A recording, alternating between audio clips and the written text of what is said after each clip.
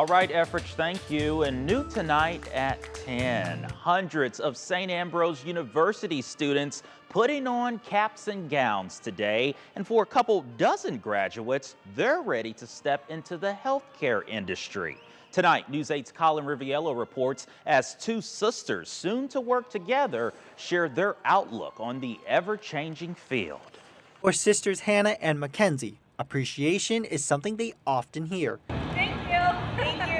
But not often something felt. So we're seeing a lot of nurses enjoy their time in retiring and leaving the bedside. So the newer generation is taking over and getting a little bit of a heavier workload than before. Both graduates of St. Ambrose University's nursing program. Hannah became a nurse 7 years ago when the environment was more forgiving. I find more now than when I first started my career that nurses are starting to become more undervalued. Since 2020, more than 250,000 nurses quit. 800,000 more say burnout is the top reason they plan to leave by 2027. But for Mackenzie, burnout is something she's already accepted. I think that the program here at St. Ambrose actually really guided me to how to handle situations like burnout. Because she also has a card up her sleeve. It's the fact that I could actually work with my sister side by side. As a labor and delivery nurse at the University of Illinois Hospital in Chicago.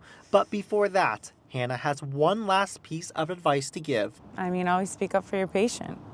Do the right thing, and I don't think you'd have any issue in the workforce. Mackenzie Zions. In Moline, Colin Riviello, WQAD News 8. And the sisters say their mother, also a nurse for more than 3 decades before recently retiring.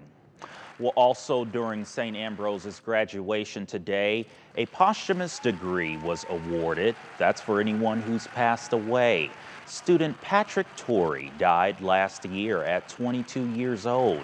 He was a senior studying psychology and played on the men's basketball team. He wanted to be a children's therapist. He was from Pekin, Illinois, and his sister accepted the award on his behalf.